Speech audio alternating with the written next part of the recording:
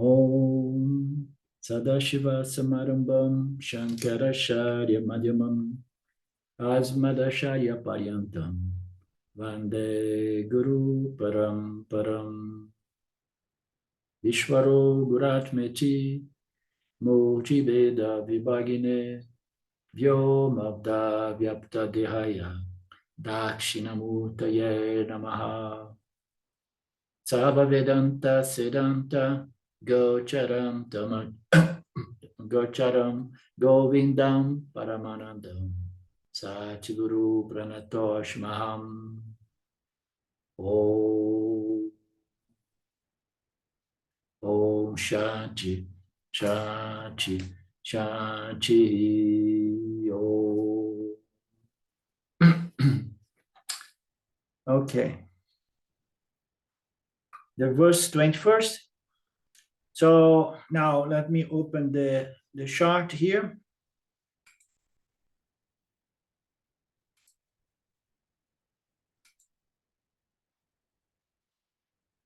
So this is the teaching for you, Mark, in which Brahman is divided in four principles, okay?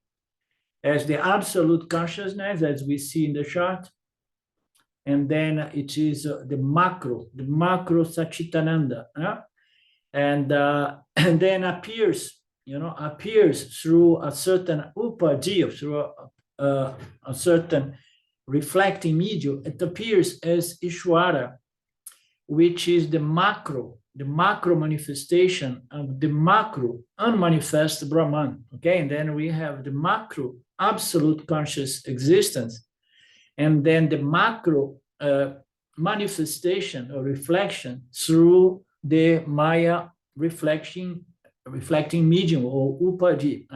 So this is on the macro. Okay, and then on the micro we have the Kutastha and the Jiva.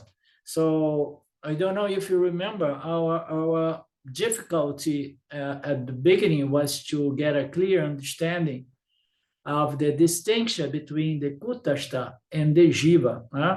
So I was giving a few hints here and there, but the more we dug into it, the more we could appreciate the nuances and the beauty of this subtle distinction as presented by Vidyaranya Swami. The Kutastha, Jiva, the individual soul.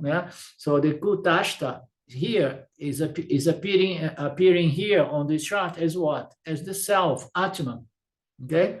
So we have the Atma, the self, Brahman, which does not appear as the conscious thought, the conscious vrit said, I, the self, okay? But in the case of the Kutastha, it appears as the self, the I thought, understand? So we have here Brahman, original, limitless conscious existence, and then it appears into the manifest as the Jiva or Kutastha, which is the self, okay? The self we cannot deny, and the self manifests itself through the aham thought, this modification called aham. It appears as a seeming individual, seemingly conditioned, and that's what is tavampada, implied meaning. But the literal meaning is the jiva, the individual soul, which is reflected consciousness on the individual level, Tattvapada. So what is the difference between the reflect conditioned individual consciousness and the difference between this and the individual self, individual Atma? Okay, so that is the work we are doing here to try to grasp really clearly this subtle distinction, and so that we can appreciate the subtlety and the nuance and the beauty of this genius work, according to Swamiji, and according to most of our scholars, presented by Vidyaranya in this chapter of the Panchadasi. So, and then having said so, we go to the verse 21st. So the author says that the rain-bearing cloud should have water because it gives rain. So before we go there, for the sake of Mark, we need to look at this chart. On the lower base, we have the analogy of the self, Brahman, the superior part, the half upper side. We have the Brahman, yeah, which is absolute conscious existence, limitless. And then down, he takes the analogy of space. Yeah?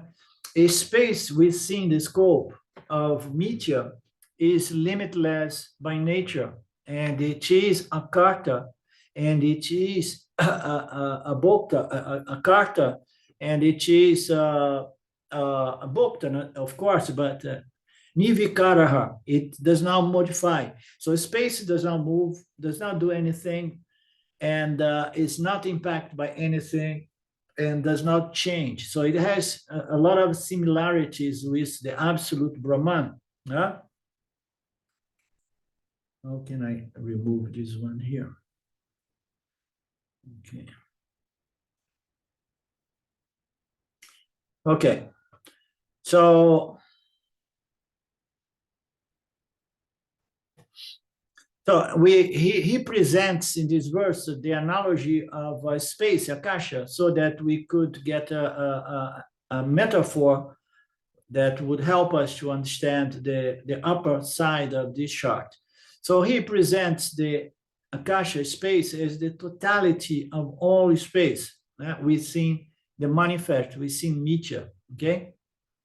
And then he presents another concept, which the mega space, in which he presents this analogy of a huge cloud, a huge rain-bearing cloud, on which the space above the clouds are reflected in these small particles of water constituting the cloud, okay? So imagine this kilometers long water-bearing, rain-bearing cloud, and above these small droplets of water are reflecting the space above. So I think you remember there was the the analogy on the previous verse about the space within the pot, the clay pot, and then we see the space, water was poured, and then on the surface of the water there was the cloud, there was the space above, and then we talk about three spaces in that analogy. Yeah?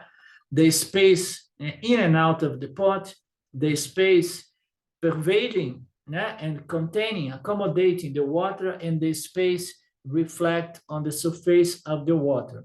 So he jumped into another metaphor of this cloud to explain better this concept of mega akasha, which is in analogy similar to Ishwara, okay? It's the totality of the space manifest or reflected in a reflecting medium. In this case, the reflecting medium here is not Maya Upad, but it is the cloud Upad, is the mirror-like cloud Upad.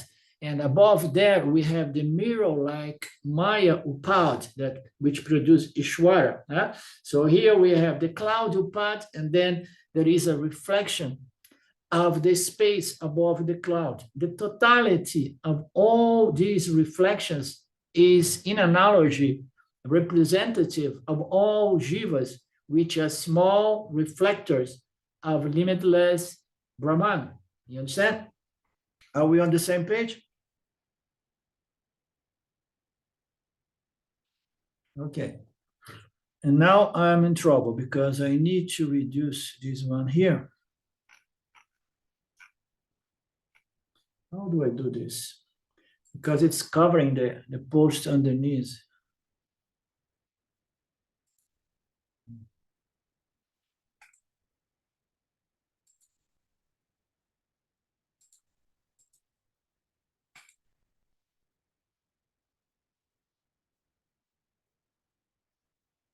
Okay. So we have the Mahakasha and the Megakasha, and then we have the Gata Akasha, okay, which is a similarly conditioned space. So for the Gasta Akasha, again, we look into the pot with water in which there is a space which is reflect on the surface of the water, okay? Condition single, in condition, no, this Gata, Akasha, pot space. Now, this is the total space within, without, and above reflect on the surface of the water.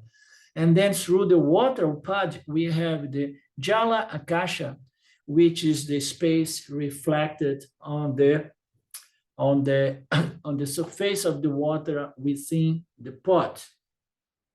Okay, so he brought in this analogy to explain better the concept of the Ishwara space. Okay, in analogy, it's easy for us to understand the concept of Ishwara as the macro consciousness, or the total mind, or the collective mind, or the totality of all knowledge and experience, in all universe and so on. But here we have this other concept. Let me just bring you guys back. I prefer seeing you. Now I lost you guys.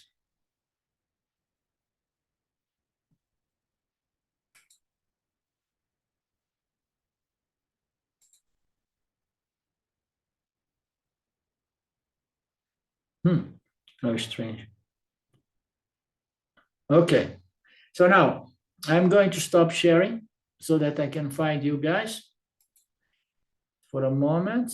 Now I see you. And now I share again, hoping I'm not going to lose you.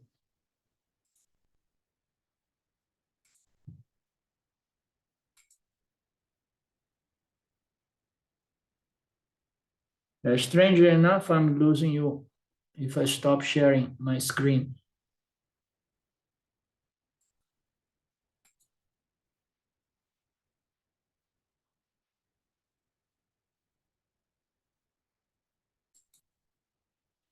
Okay, so let's go to the verse 21st in the transcription of Swamiji.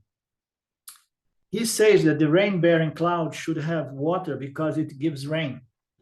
So there is an inference in there, okay? Because a person may come and say, so, but how are you sure that there is a reflecting medium on those clouds up on the sky? And then he presents an argument, because before, on the previous verse, he said that there is no pramana to prove the mega kasha.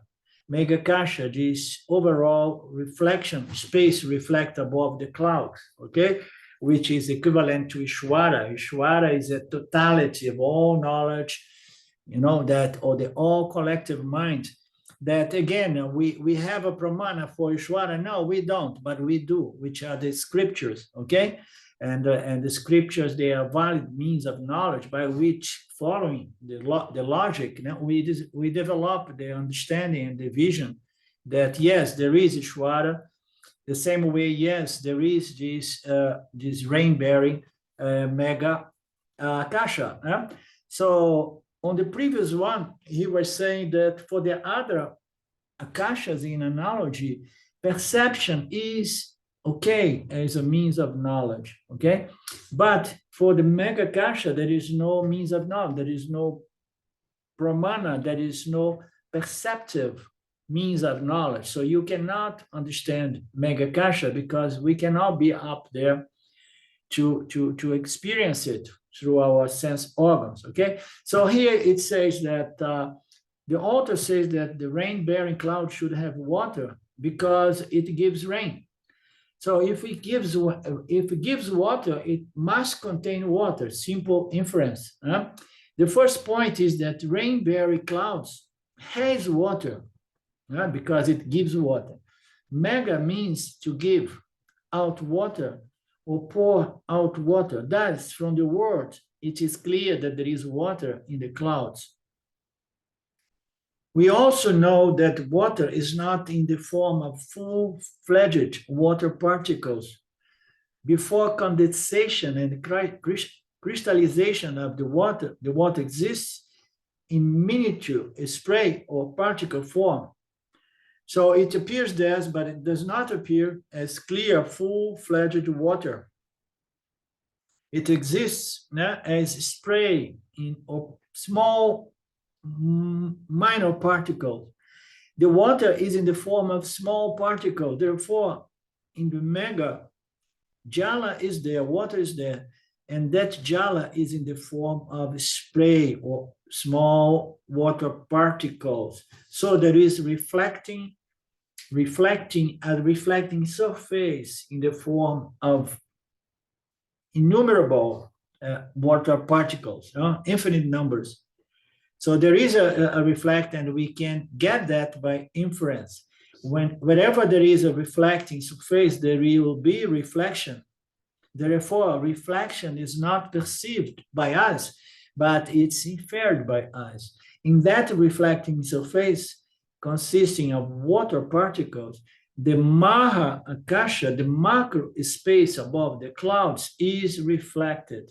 Okay, so this is the analogy to bring about the concept of Ishvara, translated as the macro space, serving the macro cloud, reflecting, serving in analogy as a reflecting medium for the space above. Okay, it is inferred by me, though, because that is also water. By that, here we mean the clouds.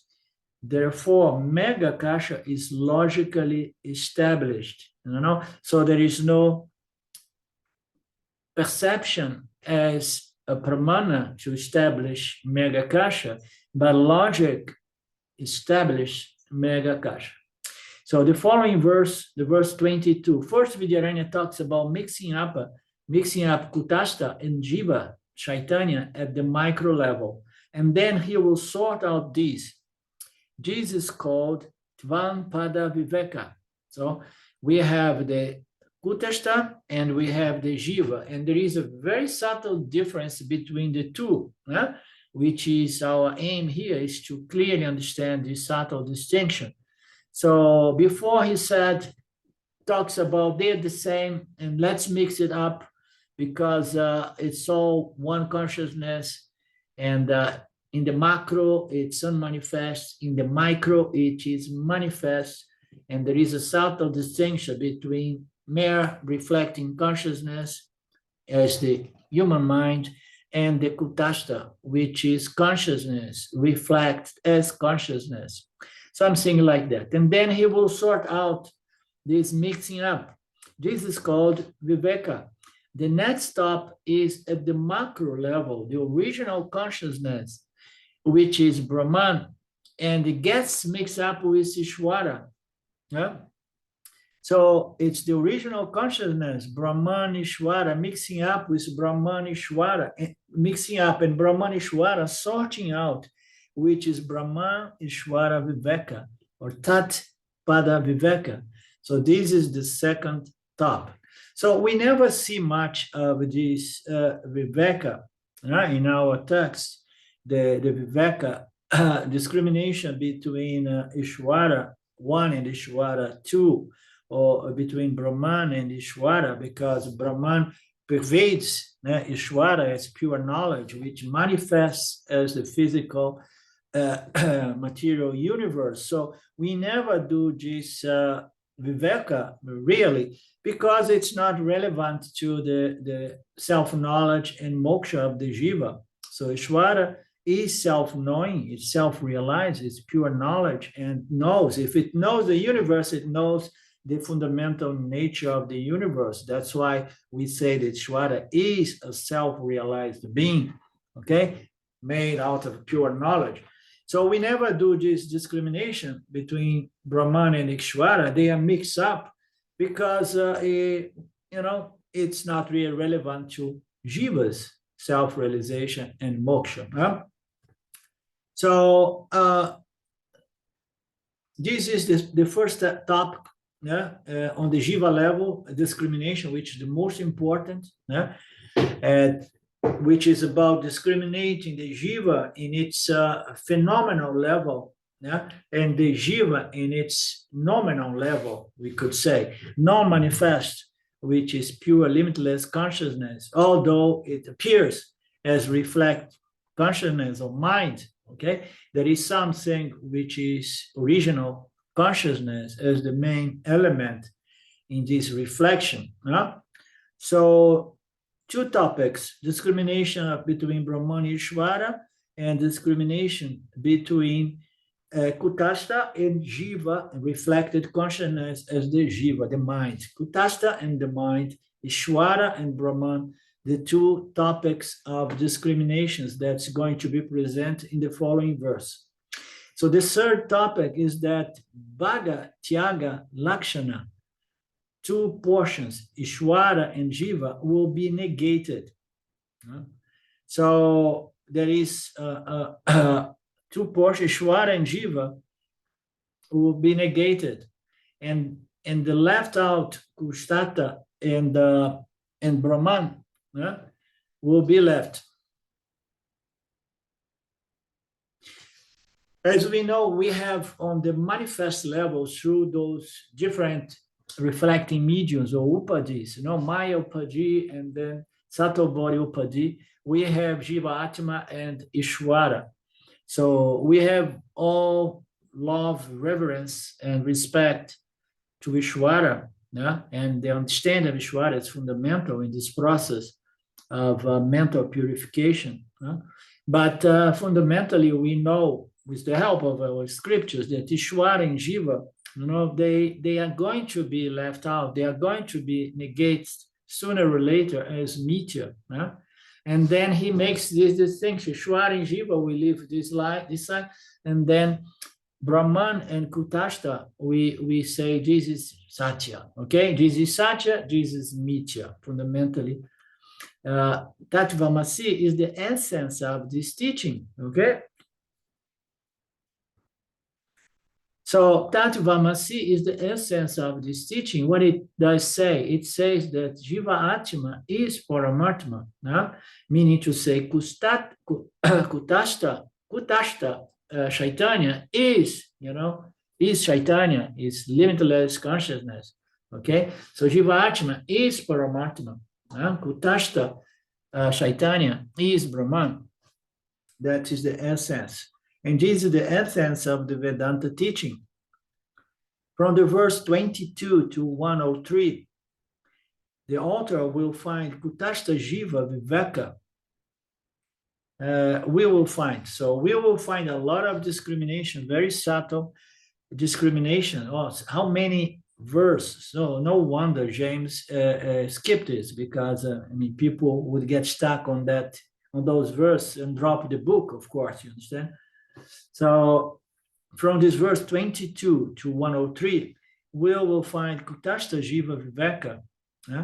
From verse 104 to 209, we will discuss Brahman, Ishvara Viveka. Then from the verse 210 to 246 relates to Kutastha Brahman Aikya. So the Ishvara, Jiva, Ishvara, Aikya are the same thing, okay? Kutastha Brahman Aikya, or Asipada Viveka. This teaching, which is Jiva Atma, is identical to Paramatma. So the last one is going to be dwelling deeply, profoundly on this statement.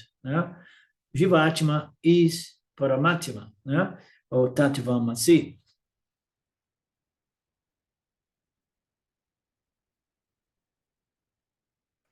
Okay, this is the Vedanta Vistara. This is Tattvamasi Vakya Vistara.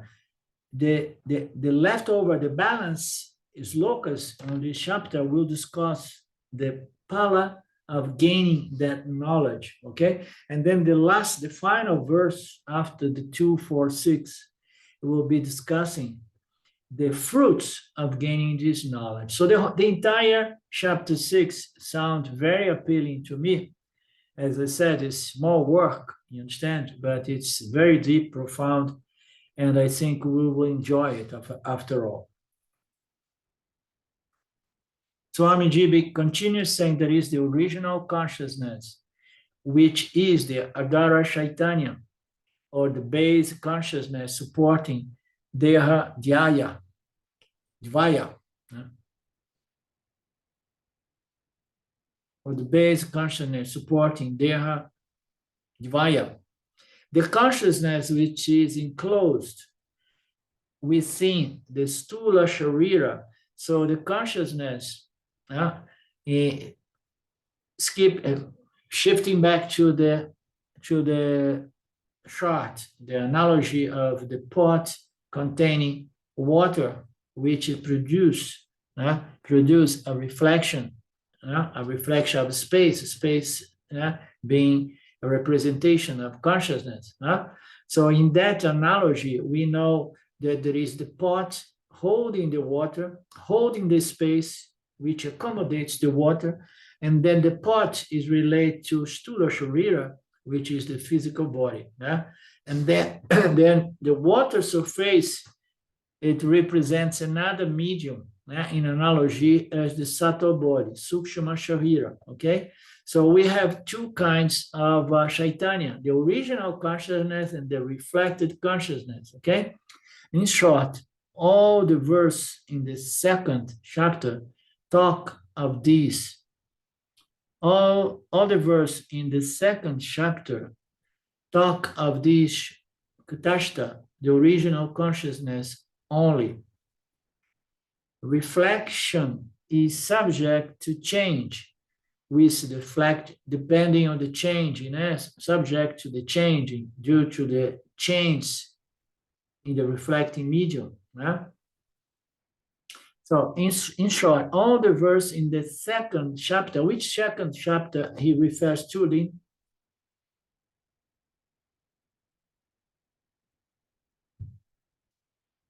Let's see, because we are already on the sixth chapter.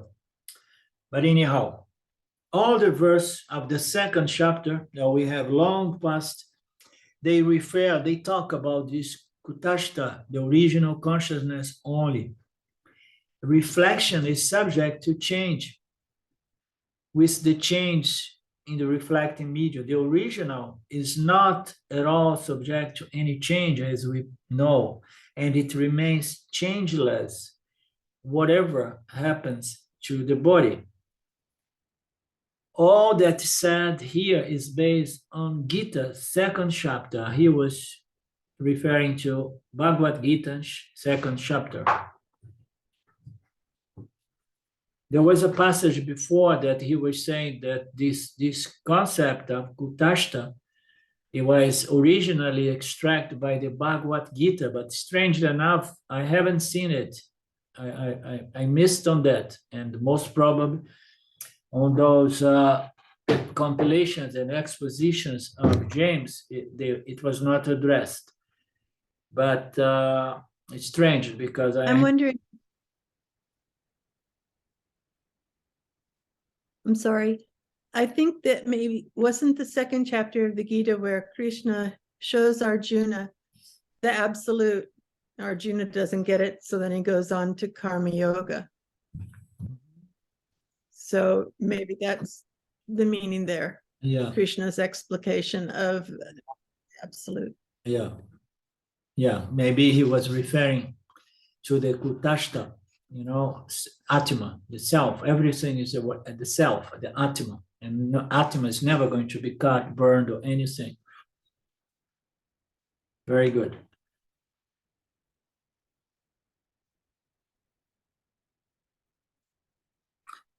Okay, let's go. It's getting more and more interesting. The word Kutastha. You say Kutastha or Kutastha, Lin? I don't think the first A is long, so it's probably more correct to say Kutastha. Okay. rather than Kutastha. Kutastha. Okay. Kutastha. Okay. The word Kutastha occurs in Gita. Here he explains. As also in the Upanishad, Kuta means anything that is kept in a mass or in a heap. Okay, have you got this one? Kuta means anything that is kept in a mass or in a heap. We better read the following sentence, right? When a thing is in a huge heap because it is too heavy, you will not be able to move. Any kuta is akala or akala. Kuta also means an anvil used by the blacksmiths. Anvil does not change while the iron piece kept on it. The hammer will change that piece of iron. Okay, so the kuta means the base on which the blacksmith is going to hit the iron, the hot iron. So the iron piece is going to change, but the base will not change. It's another meaning of kuta. And the other meaning is anything that's kept in a mass or in a heap. When I think is in a huge heap, because it is too heavy, you will not be able to move. Did you understand this one, Lynn? Of the heap? Anything that's kept in a mass or in a heap. The heap is just like a big pile. Okay.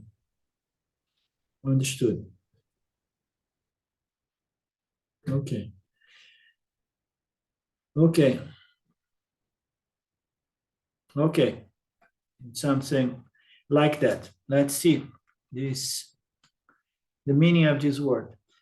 Anvil does not change while the iron does. Anvil is needed for change to take place. So the changeless space is needed so that reflected space can be experienced or take place, but it does not undergo any change. Brahman is the anvil. Our bodies, our shahiras, a piece of iron. Parabda is the hammer, and Ishwara is the one who makes the change possible. Ooh, beautiful, huh?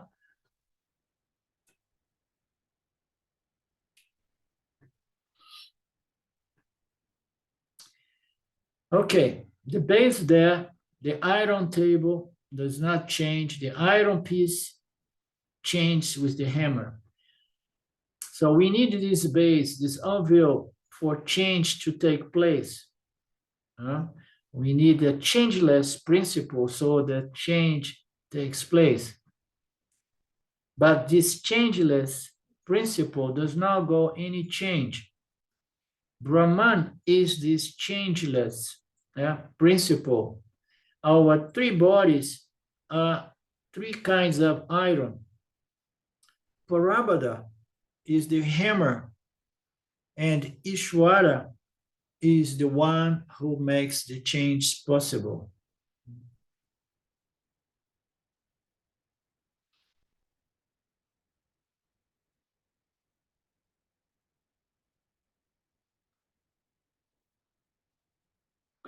Okay, so we have Brahman as the ground, the background, okay, in analogy as space, and then we have the bodies as individual pieces of iron. Parabada is the hammer which goes to actions, and Ishwara is going to provide the knowledge and the energies to make change possible.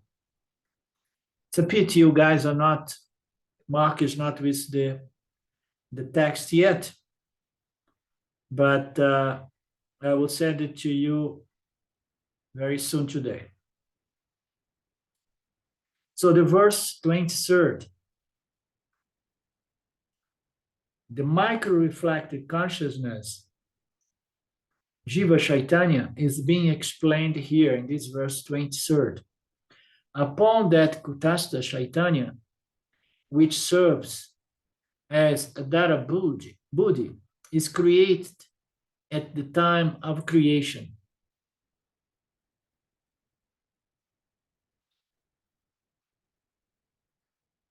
Shahira, Jivaya, are created out of Karana Shahira, causal body. All are created by Ishvara in keeping with karma. We see in these two Shahiras, what is important is buddhi. Yeah? In fact, the physical body serves the purpose of holding the mind, the intellect, the buddhi. All the creation being Mithya, Vidyaranya has used the word kalpita, which means unreal, unreally created. Sukshma Shahira, including the intellect being subtle, it has a fine texture and therefore is capable of forming a reflection. There is formation of Chaitanya, reflected Chaitanya, Pratyabhimba Chaitanya.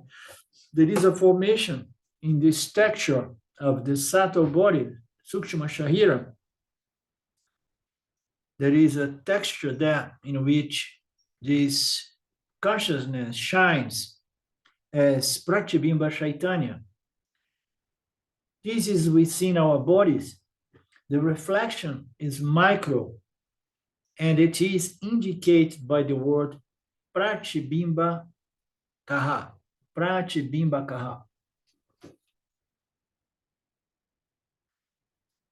This Pratyabhimba Chaitanya alone is called Jiva. So what is Jiva? Pratyabhimba, reflected consciousness. The root Jiv means that holds Pancha Prana within the physical body. The root Jiv means that it holds Pancha Prana within the physical body. If the Pratyabhimba Chaitanya chooses to leave the body, it cannot hold the prana within the body. And when Pratyabhimba Chaitanya leaves it, leaves the Pancha Pranas also. Prana is tied with the body by the Chidabhasa, which is reflection of consciousness. So this is very, very significant. I'll say clarifying.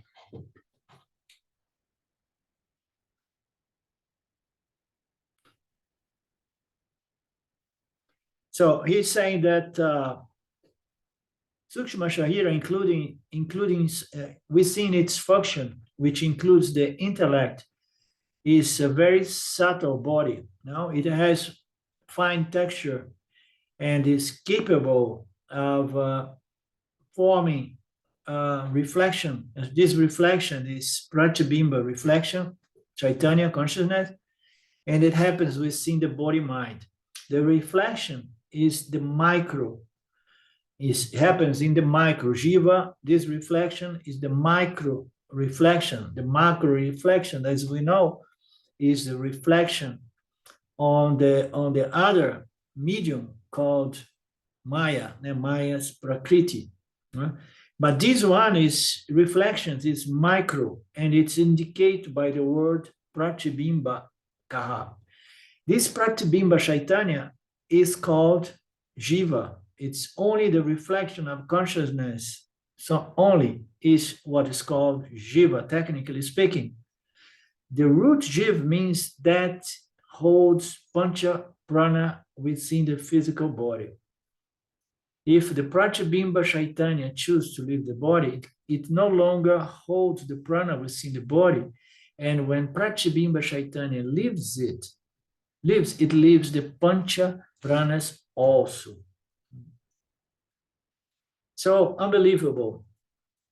It goes along my questions about, or my considerations, my contemplations about the definition of Jiva. Yeah?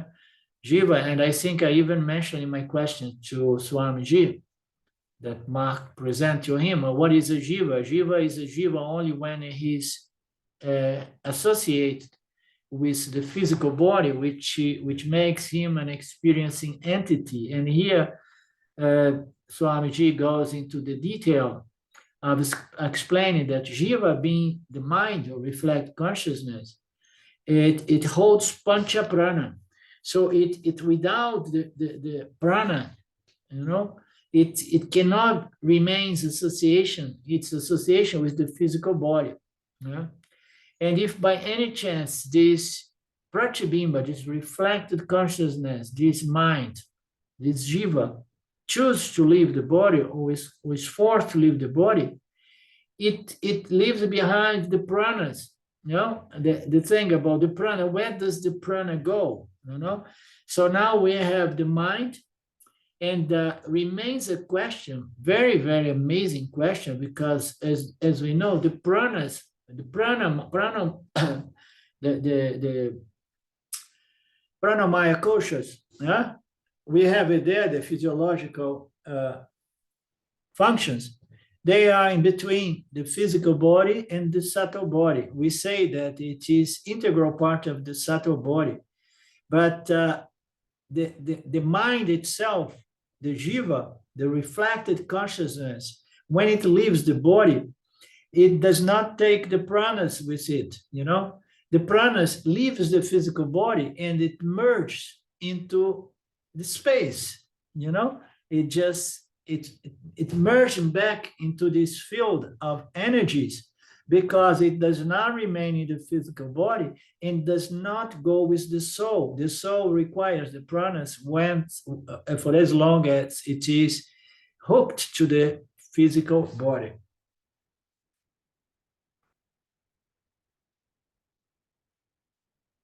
Prana is tied with the physical body. Prana is tied with the body by the chidabhasa. So the subtle body produces this reflection. This reflection is intelligent designed by Ishvara, and it's giving these energies, the pranas, and the pranas are going to be able to manage the body, due to this supreme intelligence. So prana is tied, connected, associated with the body by the power of the subtle body, which is designed by Ishvara, the chidabhasa. The Chaitanya Pratibimba alone carries the body. So he's going to the extent to say that we often say that Jiva is not the subtle body, but we often say as well, we say Jiva is the reflection of consciousness upon the subtle body, okay? But we often say that the subtle body is what to infuse the physical body with life, which manage the physical body and enlivening the physical body. But here it seems he says something else. This reflected consciousness, which is not the subtle body, is what carries the body.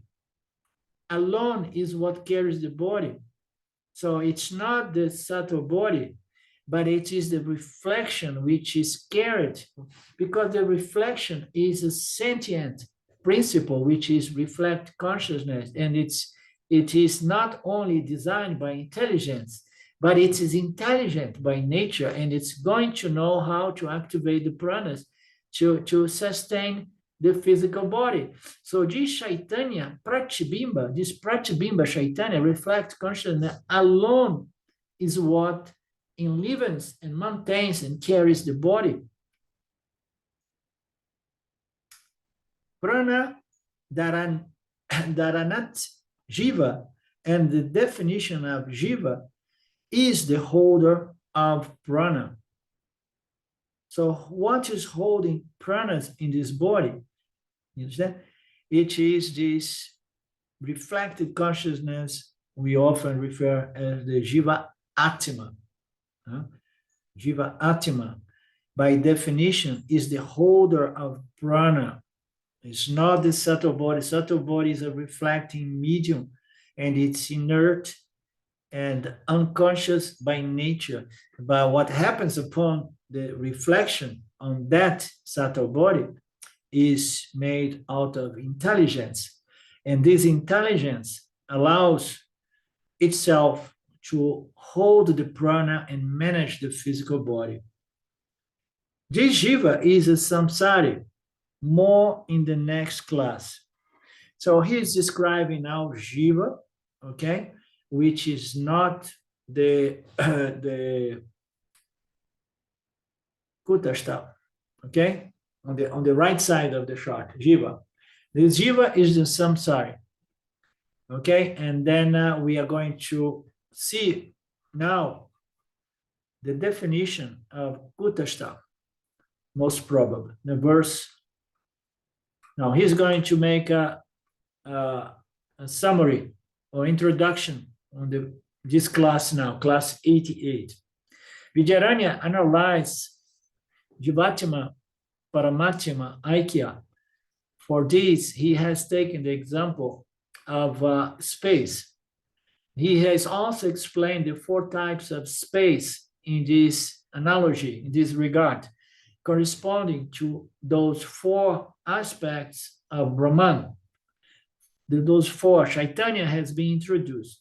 4 akashas have been compared to the 4 aspects of Chaitanya, of consciousness, of Brahman. Vidyaranya has introduced these, and now he will analyze the 4 pairs individually in the following slokas.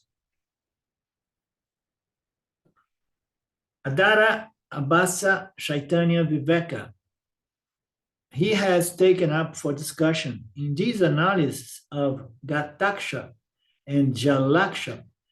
The word Jala here means water in the pot. So Jala means water contained somewhere, like in the pot.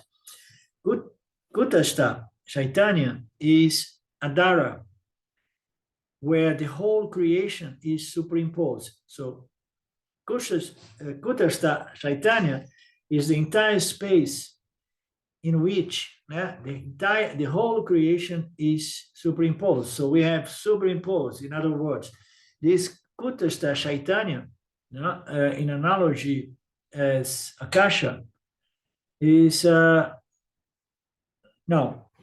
he's looking into Kutastha Chaitanya, but he's not referring to the analogy of space. It is the Chaitanya, is the consciousness where the whole creation is superimposed. Sukshma, Stula, Shahiras are superimposed on Kutastha Chaitanya, which is called Adara Chaitanya, and it's also Paramatika Satya. Kuta means the anvil, and upon the anvil, the iron smith keeps some iron piece, which is to be shaped by the hammer. The anvil remains stationary.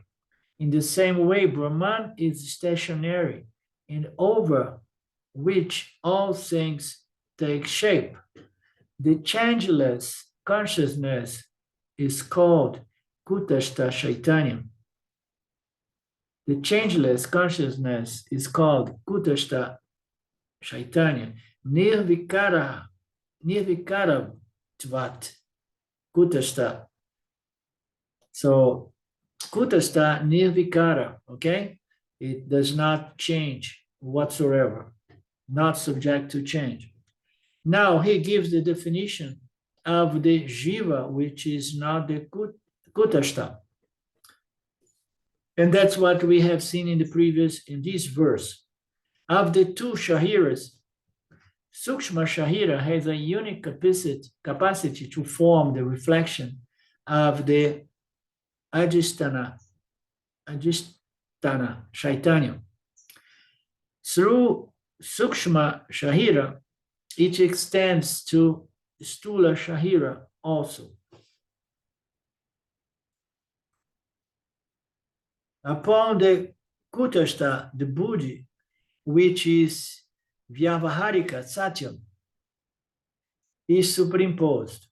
Now we have the the buddhi, the intellect, being superimposed on Kutastha. So now we have original limitless consciousness, and then we have the intellect, which is Vyavaharika Satyam, and it's superimposed because of ignorance, avidya, or maya. In the buddhi, or sukshma shahira, the pratibimba, or chidabhasa, is formed, and this bhasa, chaitanya, is the jiva. That the reflect consciousness is called Jiva. What do you think of all of this, Mark? No, I'm loving it, Arlinda. It's great.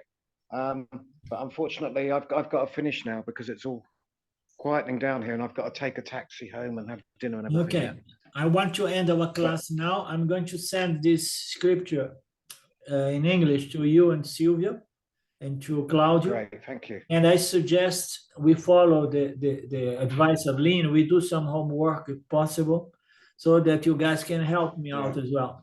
Okay? Yeah, great, thank you. Om Purnamada Purnamidam Purna Purnamudachyate Purnasya Purnamadaya Purnamevavashishate. Om Shanti Shanti Shanti. Okay, thank you, Lord, thank you, my friends. We meet again on Thursday, Ishwara willing. Namaste.